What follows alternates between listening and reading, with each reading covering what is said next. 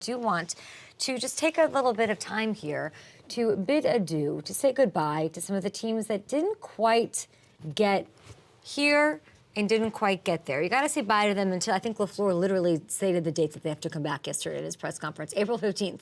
I'll see them then, and we have to deal with that. There were some, I feel like more than usual, or maybe I'm just watching the game differently this year, really emotional season wrap-ups yesterday. There were some real tearjerkers out there, and Packers, here's looking at you kids.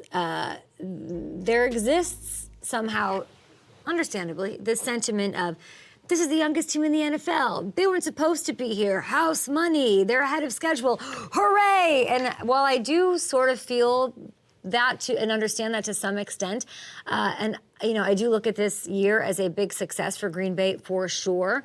The truth is, they missed a trip to the Super Bowl. Squandered, period. That's it. They had a 7-point lead in the fourth quarter. They had this Niners team on the ropes, and they let it slip away. It is, if everyone's saying like this house money thing, all you have to do is look at any interview at any locker yesterday and see that these are not guys who were like, that was cool. We'll see you next year. We'll be here again. They were dejected. Some of them know it's never going to be the same. There's change coming, not only in that locker room in Green Bay, but everywhere outside of it that's going to affect how things go for them. It is so hard to get to this point. You need so many things to break right, including things that are out of your control, like health or penalty. I mean, this league is brutal, and there are no guarantees that you get another shot. Even if they address the kicker, if they add help to the safeties, and they have all this money to do this, and I'm not trying to be, negative. If they do all the tweaks, all the everything, they still might not get this far next year. And I've been waiting to see since the loss and that pecan pie that I ate Saturday, I'm stressed about it. Matt LaFleur, how are you going to handle the aftermath of this? Take a listen. Just because we got to a certain spot doesn't mean that's guaranteed moving forward. So what are we going to do to get better?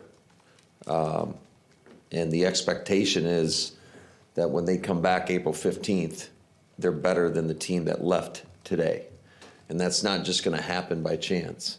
You got to work at it, and you got to put in a lot of hard work. You got to have a great plan. The coaches are meeting with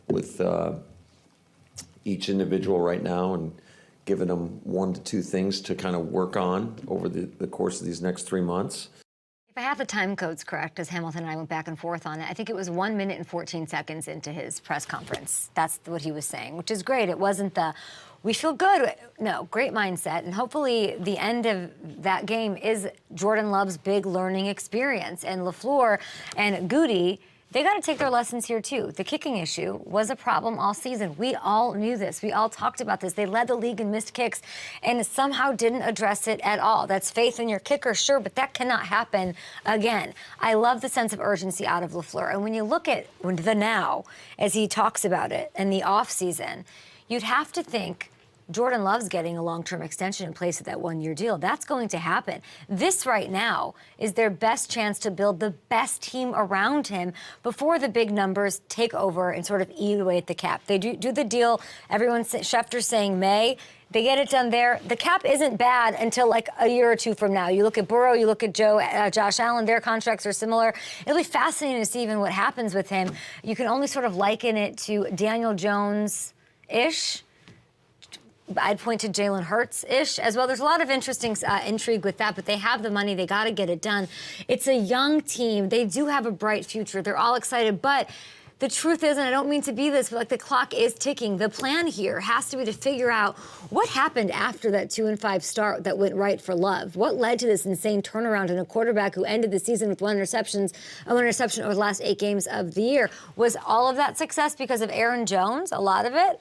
The heart and soul of the team, who averaged 22 touches a game over the last 6, including the playoffs? I think so.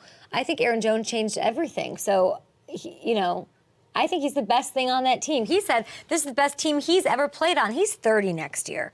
He has another 2 years or another year on his deal or 2 years. Don't get crazy, Packers. And, this made clear to me, get something done, make him feel good about it. I don't know if that's a restructure. I don't know what that looks like. Keep him in Green Bay. And here's Aaron Jones after the loss. I love this organization. It's the best organization in the world. There's nowhere else I'd rather be. And I'm back next year. I have another year under contract, so I'm back.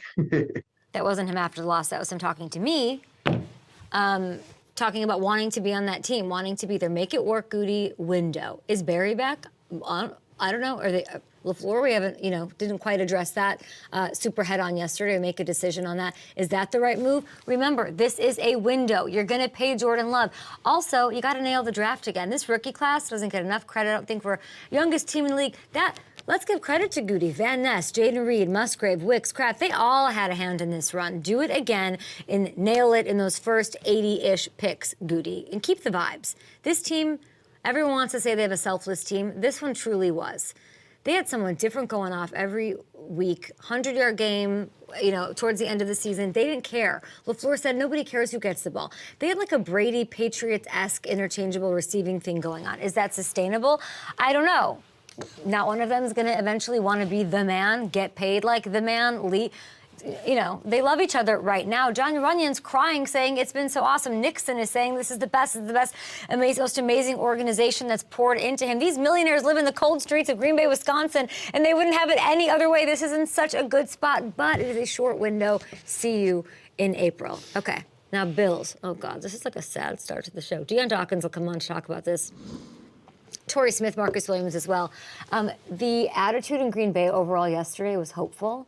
The vibe in Buffalo was a bit of a downer, and it should be. Third straight divisional round exit. Sean McDermott, weirdly, we were looking for, where was he? Did not speak to the media yesterday. Josh Allen, of course, did, and he talked about what the future might hold for this team.